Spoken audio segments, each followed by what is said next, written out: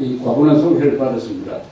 일자리를 마련해 주신 허용근 대표회장님과 특히 앞에 기도를 그리고 설교를 통해서 많은 은혜를 주신 분들께 감사드리고 특히 김홍도 목사님께 감사를 드립니다. 믿음이라는 기준으로 이 계급을 매긴다면 저는 이 자리에 쓸 자격이 없습니다. 세속적 지식이 약간 있다는 것 때문에 이 자리에 섰습니다. 그래서 지금부터 한 1시간 정도 말씀드릴 것도 주로 세속적인 이야기를 하려고 합니다. 요새 올해 들어와서 참 이 지구가 굉장히 시끄럽습니다. 사건이 많습니다. 이 사건이 많은 해가 있습니다. 예컨대 12.6 사건이 난 1979년, 1980년, 그리고 1987년, 88년 이런 해가 아주 사건이 많은 해인데 올해가 아마 굉장히 사건이 많을 거라고 생각합니다. 그 사건의 끝장에서 북한에 큰 변화가 일어나가지고 저 김정일 정권이 무너졌으면 좋겠는데 아마 그렇게 될지 모를 겁니다.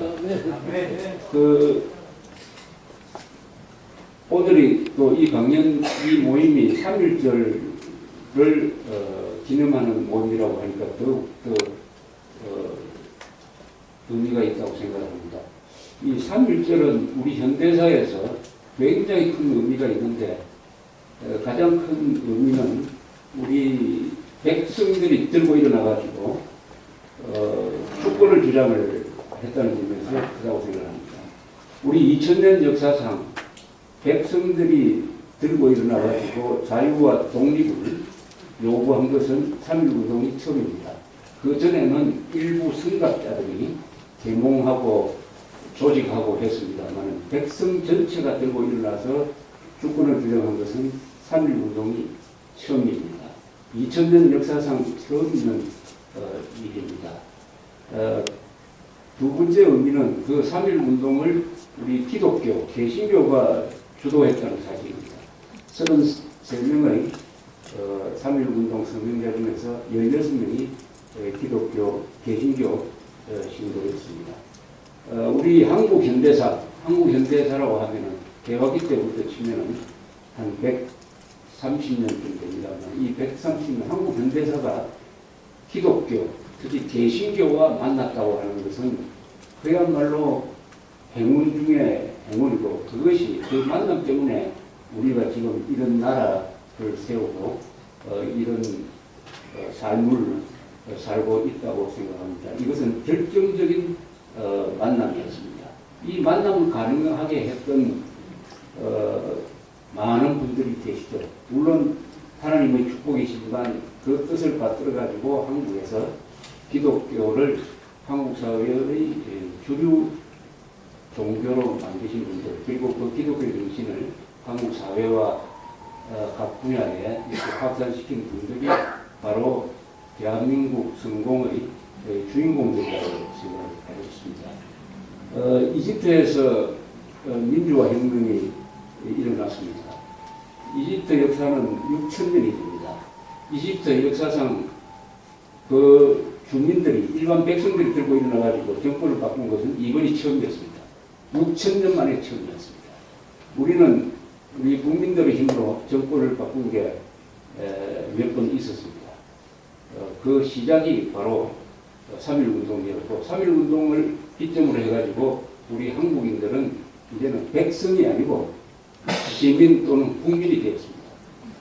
백성은 수동적이고 시민 국민은 자기 책임하에서 자기의 삶을 배출을 하고 국가를 운영을 하고 정치에 참여하는 것입니다. 이번에 이 일본 대지진을 보면서 지난 그러니까 벌써 이제 오늘로 일주일이 됩니다면 아마 많은 분들이 많은 생각을 하게 되었을 것이라고 생각을 합니다. 아마 9.11 테러, 2001년 9.11 테러와 버금가는 충격을 이 세계 모든 사람들한테 주고 있습니다. 이 사건이. 그것은 이 쓰나미가 낮에 덮쳤기 때문에 그것을 생생하게 비디오를 찍고 텔레비전으로 찍어가지고 전달할 수 있기 때문입니다. 만약 이게 밤에 덮쳤다고 하면은 이렇게 생생하게 그 비참함이라든지 자연의 무서움을 느끼지 못했을 것이라고 생각합니다. 두 번째는 안전하다고 하는 원자력 발전소가 지금 4개가 멜트다운이라는 과정을 밟으면서 방사성 물질을 이 대기 중에 방출하고 있기 때문에 이게 주는 공포입니다.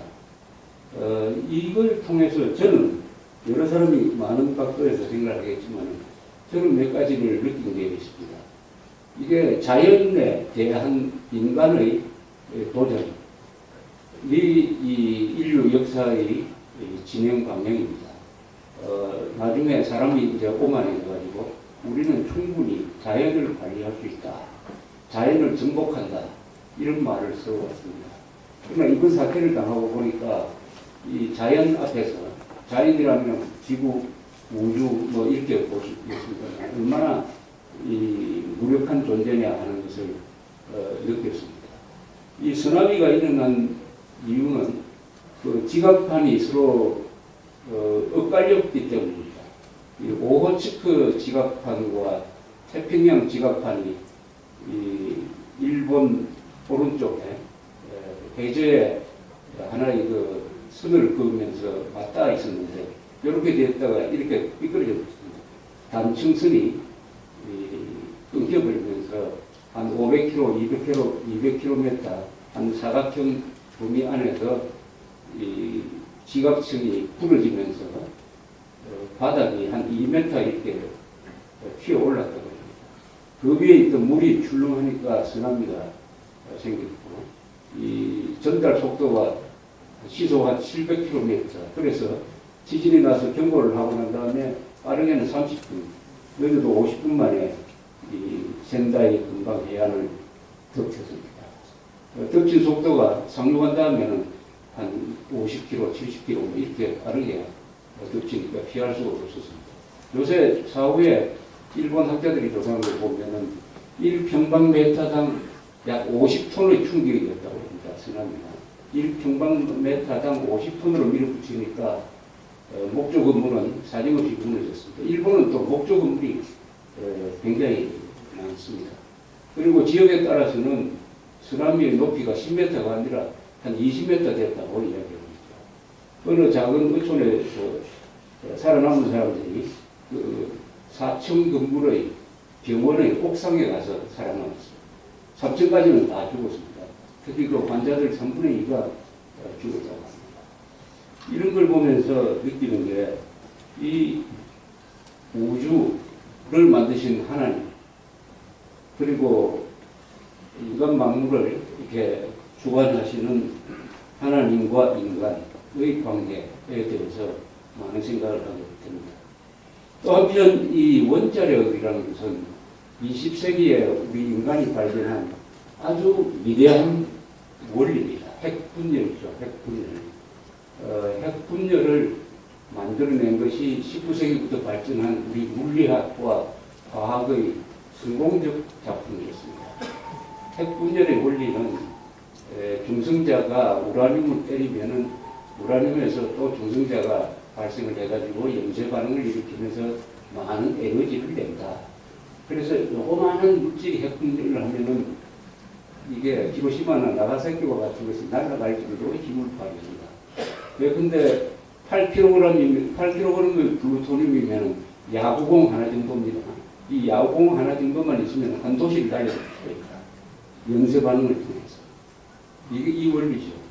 그러나 그런 식으로 파괴적으로 힘을 쓸 수도 있지만 이 핵분열 염세 반응을 인간이 잘 관리하면은 서서히 힘을 쓰게 만들어서 전력을 생산할 수 있다. 그게 바로 원자력 발전소죠.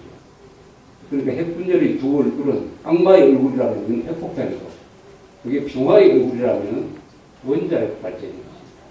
그래서 이 원자력 발전소가 지금 세계에 약 500개가 있습니다. 약 500개입니다. 전체 세계 전력 생산량의 약 20%를 담당하고 있습니다. 일본이 한 30%되고 우리는 약 50%입니다. 세계에서 원자력 발전에 가장 많이 의존하는 나라는 프랑스입니다. 약 70%. 우리나라는 원자력 발전소를 지금 21개를 가동을 하고 또 짓는 것까지 다 합치면은 머지않아 한 30개가. 우리나라 원자력 발전소의 종합적인 기술은 세계에서 5번째입니다. 1등은 미국이고 2등은 프랑스, 3등 일본, 4등 러시아, 우리가 5등이죠. 이 원자력 발전소를 안전하게 운전하는 기술은 한국이 세계에서 1등입니다. 원자력 발전소 가동률이 96%입니다. 세계 평균은 75%입니다. 지금까지 소련을 빼고 세계에서 많은 원자력 발전소를 짓고 운영하고 있지만 원자력 발전소 사고 때문에 죽은 사람은 단 한 사람도 없습니다. 단 한 사람도 없습니다. 그래서 원자력 발전소는 절대적으로 안전하고 가장 값비싸다. 이렇게 많은 사람들이 확신했습니다. 아직도 일본에서 원자력 발전소의 방사능 물질 때문에 죽은 사람은 아직 한 사람도 없습니다. 그러나 1986년에 체르노빌이라고 러시아에서 아주 그 허술하게 지은 원자로가 녹아내려가지고 한 수십 명이 죽은 적이 있습니다. 자, 그런데 이 핵분열이라는 이 비밀을 해낸 사람들은 위대한 학자입니다. 위대한 물리학자입니다. 여러 사람들이 큐리 부인이라든지 뭐 아인슈타인이라든지 여러 사람들이 연구가 합쳐져서 이 핵분열을 만들어냈습니다. 그 중에 한 사람이 아인슈타인이죠. 아인슈타인은 우리 인류에서 물리학자 세 사람이 가장 위대하죠. 17세기의 갈릴레오, 천체망원경을 만들었습니다. 그리고 뉴턴, 그 다음에 20세기의 아인슈타인입니다. 아인슈타인은 한마디로 말하면 이 우주의 비밀을 이 작은 데부터 가장 큰 데까지, 그러니까 작으면 원자죠. 크면 우주가 되죠. 이 비밀을 가장 많이 들여다본 사람이고 가장 깊이 들여다본 사람이고 그 비밀을 수학적 공식으로 상대성 원리라는 특수 상대성 원리, 일반 상대성 원리 또는 유명한 공식인 E 이꼴 MC 자성이라는 이 공식으로 만들어낸 그러니까 인간으로서는 이 우주의 비밀을 하나님의 비밀을 가장 가까이 보는 사람이라고 생각합니다. 이 사람이 신이 있느냐 없느냐, 하나님이 있느냐 없느냐에 대해서 유신론의 입장을 취했습니다. 하나님이 있다라고 생각했습니다. 많은 사람들이 학자들이 연구를 많이 하게 되면 유신론으로 가는 경우가 많습니다. 특히 이 이론 물리학을 하는 사람들은 그렇습니다. 그런데 아인슈타인은 하나님이 존재한다라는 입장을 취했습니다. 그 이유를 아주 간단하게 들었어요. 하나님은 주사위 놀이를 하지 않는다라는 말을 했습니다. 이게 아주 유명한 말인데 무슨 뜻이냐? 자기가 이 우주의 원리를 들여다보면서 공식을 만들어가 보니까 여기에는 굉장히 질서가 있다. 이 우주에는 질서가 있다. 이게 우연하게 만들어졌으면 이런 질서가 없다. 우연하게, 즉 주사위를 던지듯이 만들어진 것 같으면 이렇게 질서가 있을 수가 없다. 이렇게 질서가 있다는 것은 누가 만들어낸 것이다. 창조된 것이다. 두 번째, 이렇게 아름다울 수가 없다. 이 우주가, 이 자연이 이렇게 아름다울 수가 없다. 아름다운 것의 의미를 아인슈타인은 심플하다는 표현을 썼습니다. 이렇게 단순하다. 이 우주의 원리가 복잡하지 않고 단순하다. 단순하기 때문에 아름답다. 그래서 놀랍게도 이 하나님의 우주 창조를 믿은 사람으로 기록되어 있습니다. 그 나중에 이 우주가 어떻게 만들어졌느냐에 대한 연구가 많이 되다가 이것은 아인슈타인이 아닌 다른 사람에 의해서 빅뱅설이라는 게 나왔습니다. 우주가 어느 순간에 폭발하면서 무에서 유가 만들어졌다. 빅뱅이죠. 빅뱅. 대충 130억 년 전이다. 130억 년 전에 빅뱅에 의해서 우주가 무에서 유가 만들어졌다. 그때부터 시간과 공간이 만들어졌다.